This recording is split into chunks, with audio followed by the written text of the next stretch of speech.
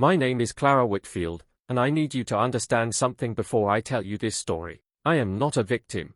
I know that is a strange thing to say at the beginning of a story like this, a story about humiliation, about a man who laughed at my body in front of strangers, about a diner on a Tuesday afternoon that changed every single thing about my life. But I need you to hear that first, because the woman talking to you right now is not the same woman who walked into that diner 2 years ago believing she was finally loved. Stick with me while I share my story, and if it touches you, don't forget to support our channel by hitting that subscribe button, dropping a like, and sharing it with the people you care about, because this one is going to stay with you.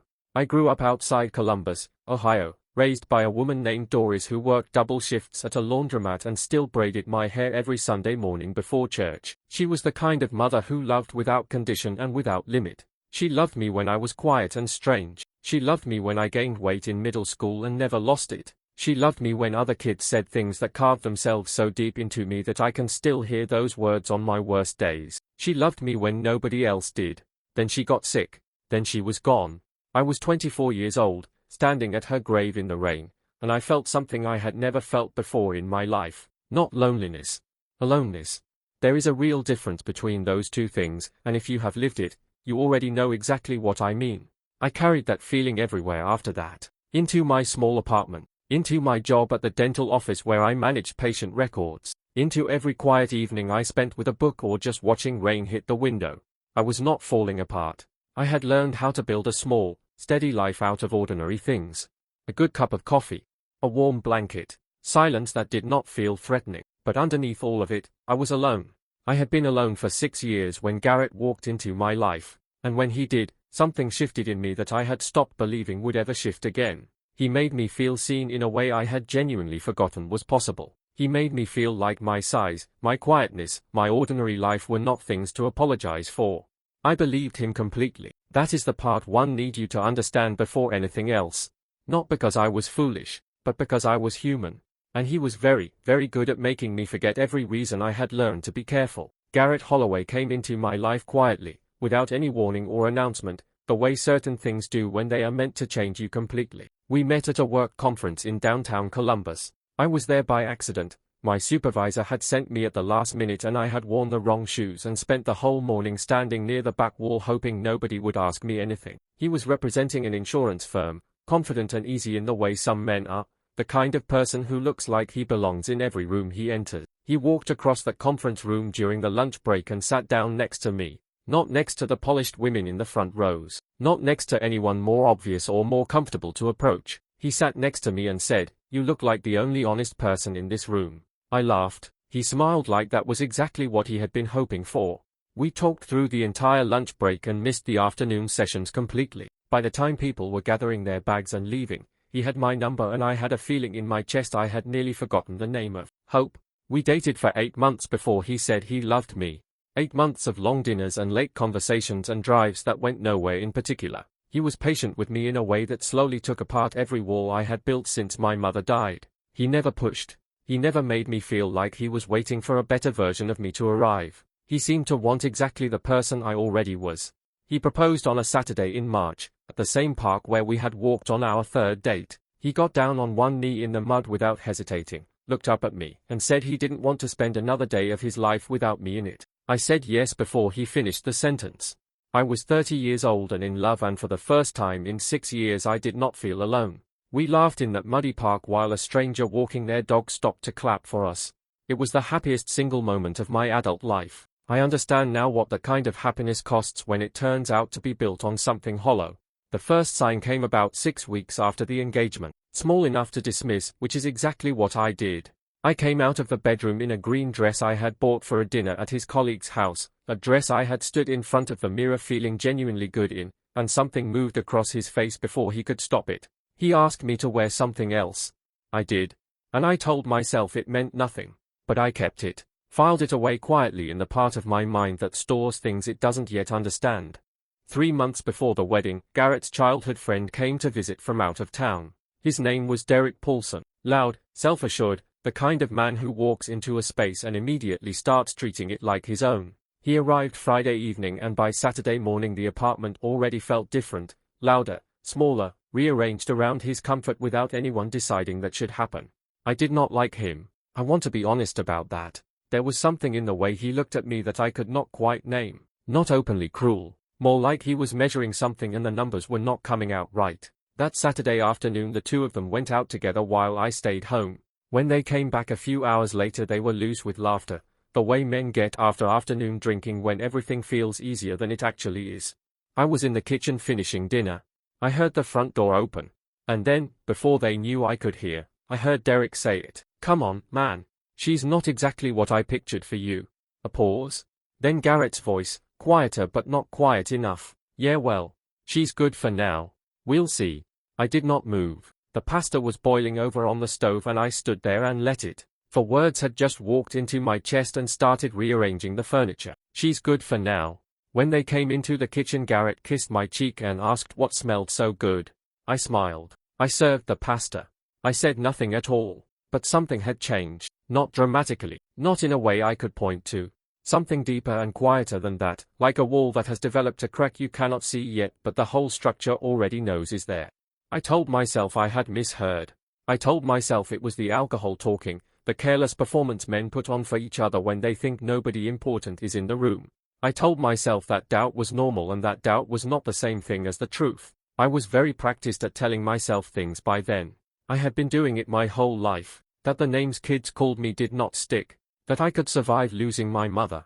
That I was enough exactly as I was, without needing anyone to confirm it. I had a whole quiet library of things I told myself to keep moving forward. I added Garrett's words to that shelf. And I kept going. I kept going for 3 more months, through the final wedding planning and the dress fittings and the ordinary evenings that looked from the outside like a life coming together cleanly. I kept going all the way to that Tuesday in October. All the way to the diner on 5th and Mercer. All the way to the moment everything cracked open and something I never expected came falling out. I need to tell you about the diner carefully, because I want you to understand it the way I lived it, not as a story I can see clearly from the outside, but as something that was happening to me in real time, with no warning and no preparation. It was a Tuesday in October. That particular kind of Ohio afternoon where the sky cannot decide between gray and gold and settles on both at once. Garrett had texted me at noon asking to meet at Maury's Diner on 5th, a place we had been to a few times, ordinary and comfortable, the kind of diner that smells like coffee and old cooking and has faded pictures of Columbus on every wall. I did not know anything was wrong. That is still the part that gets me most. I drove there thinking we were going to talk about the wedding, the venue maybe, or the guest list. I had my hair down and my good coat on and I was actually planning to tell him about a parking ticket I had gotten that morning because it had made me laugh. This small ridiculous thing that I thought would make him laugh too. I walked in and found him in the back booth. He had his phone on the table and an untouched coffee in front of him. When he looked up and saw me something moved across his face that he put away too quickly for me to read. I sat down. I said something about the cold outside. I reached for the menu out of habit. He said my name. Just that. And I knew. Before one more word, something in my body understood what was coming, a cold, settling certainty that dropped straight to the center of my chest. He said he thought we should end the engagement. The diner was not quiet around us. There were dishes and voices and the cook calling out something from the back. But in that booth everything went completely still. I asked him why. What he said next I have turned over more times than I can count. I have tried to understand whether it was cruelty or cowardice or just a man who had never once been required to face the ugliest parts of himself. I still do not have a clean answer. What I have is the memory of his exact words and the feeling of the table under my hands while he said them. He told me to look at myself. He said he needed someone he could be proud of. Someone he could take places without it being complicated. He said I was sweet but sweet was not enough. He said I must have already known that I was too much, too heavy. Not what someone actually wants for the long term. Then he picked up his coffee. Like it was finished. Like he had said a difficult thing and now we could all simply move forward. I did not cry. I sat with my hands flat on that table and I looked at him and I felt something I was not expecting at all. Not pain, not anger, clarity. I stood up, put on my coat, and told him quietly that I hoped he found what he was looking for. Then I walked toward the door. I almost made it. I almost made it to the door. But Garrett wasn't finished. I heard him behind me. I don't know if he stood up. I didn't turn around. And I heard him say it out loud, to the diner, to the air, to anyone who happened to be listening. Too fat to be loved, and she still thought she had a shot.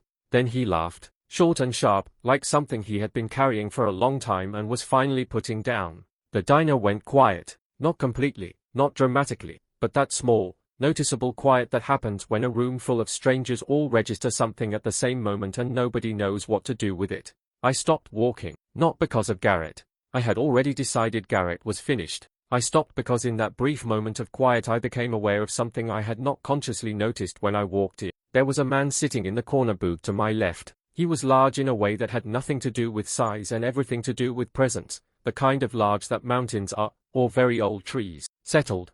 Permanent. Like he had been sitting exactly there for a long time and had no intention of being moved by anything. He was around 60, grey at the temples, with a jaw that looked cut rather than grown. Plain dark jacket. No jewelry.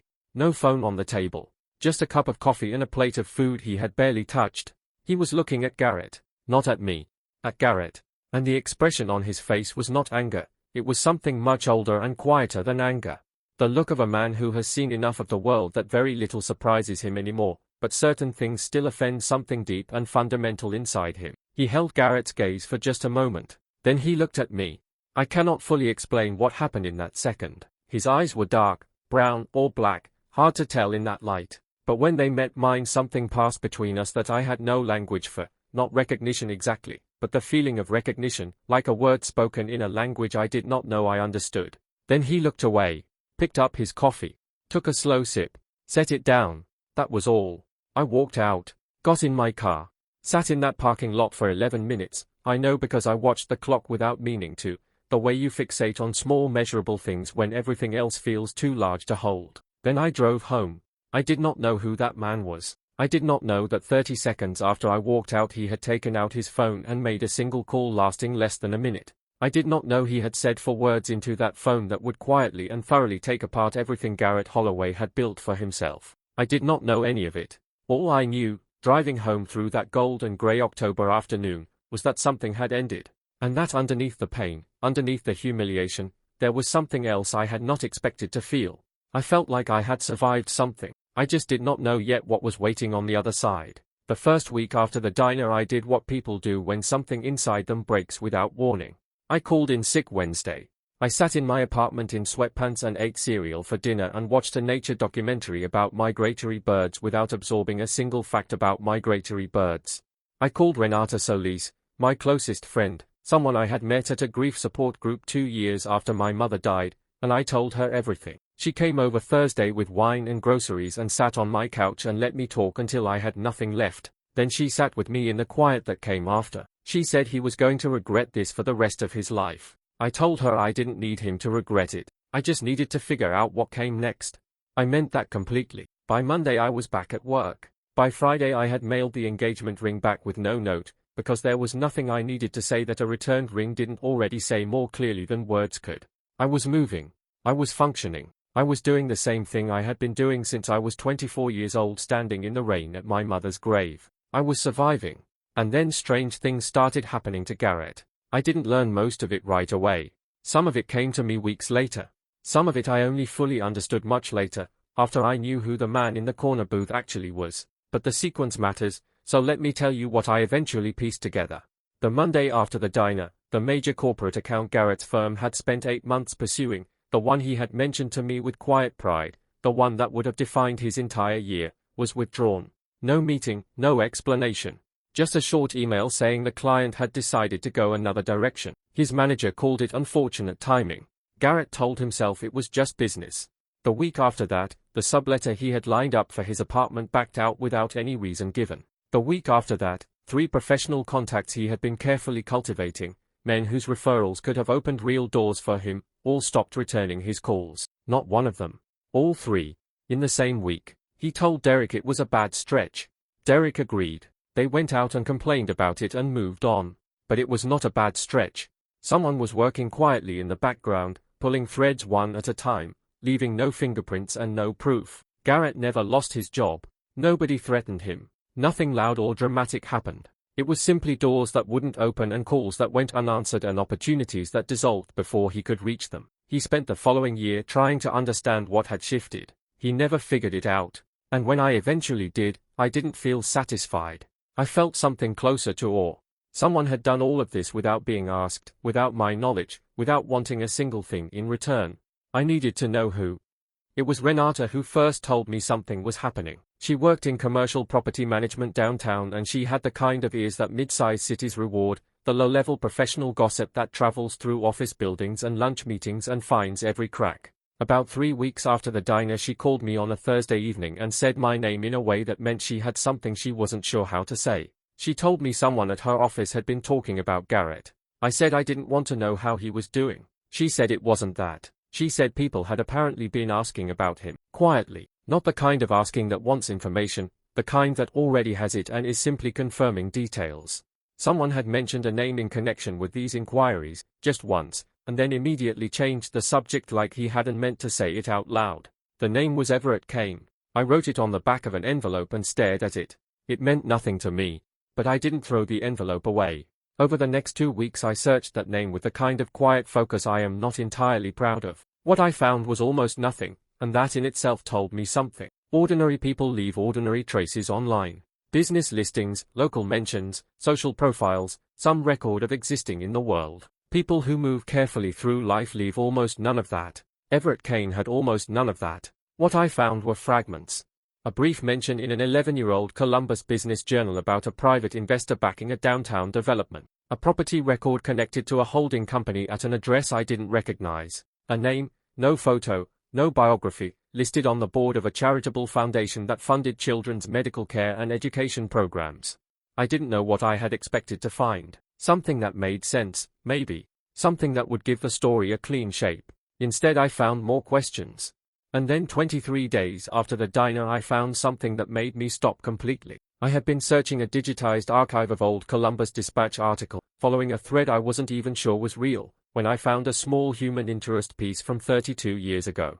A local man, identified only as E. Kane, 28 years old at the time, had spent 3 years trying to locate a child lost through a closed adoption. The search had been unsuccessful.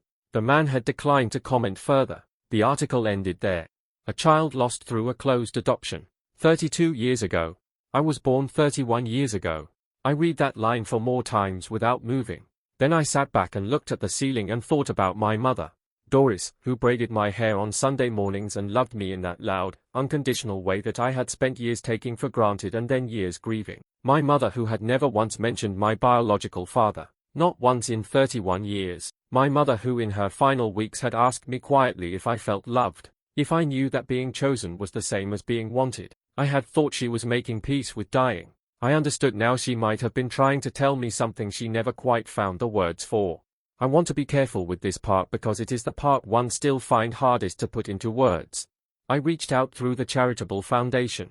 It was the only way I could find. No direct email, no personal contact information. Just a foundation office number that I stared at for 2 days before I finally called it on a Wednesday morning, with my heart moving in a way that felt completely out of proportion to the act of making a phone call. The woman who answered was warm and professional and revealed absolutely nothing. I told her I was trying to reach Everett Kane regarding a personal matter. She took my name and number and said she would pass the message along. I hung up and sat in my apartment with the quiet for a long time. 2 days later my phone rang from a number I didn't recognize. I answered it. The voice was low and measured.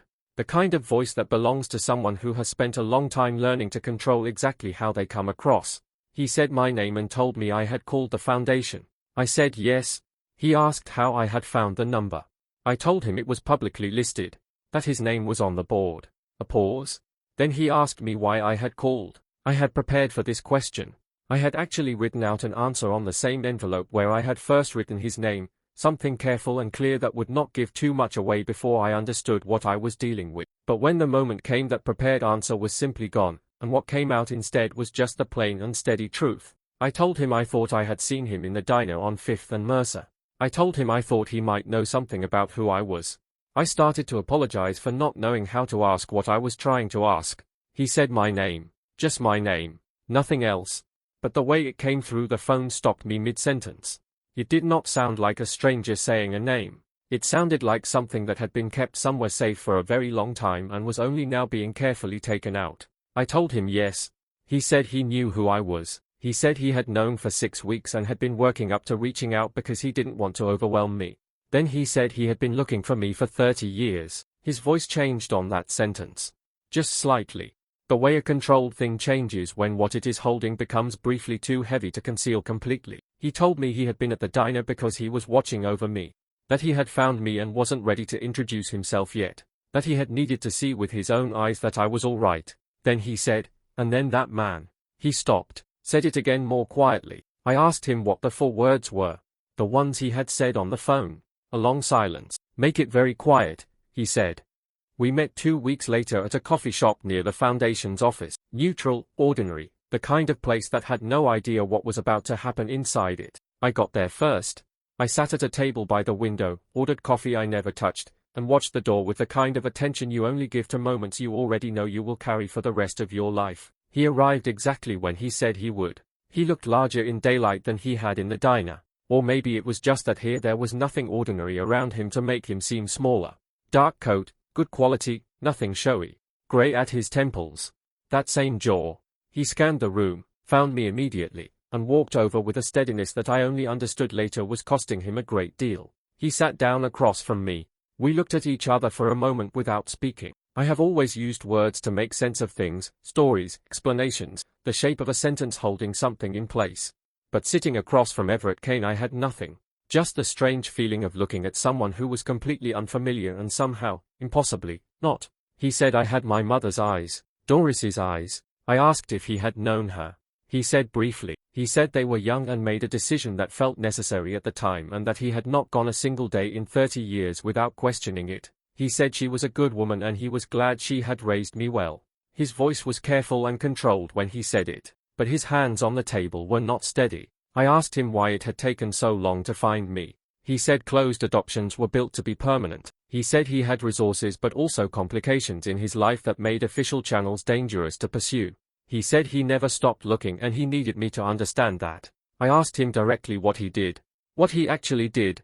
He said he managed several businesses and had interests in areas better left broadly described. The corner of his mouth moved slightly when he said it. I asked him if he was dangerous. He said to people who deserved it. He said he had never once harmed someone who had not chosen to put themselves in the path of harm. I thought about Garrett and his closed doors and his unanswered calls. I asked if Garrett had deserved it. He looked at me quietly and said that a man had stood in a public room and laughed at his daughter.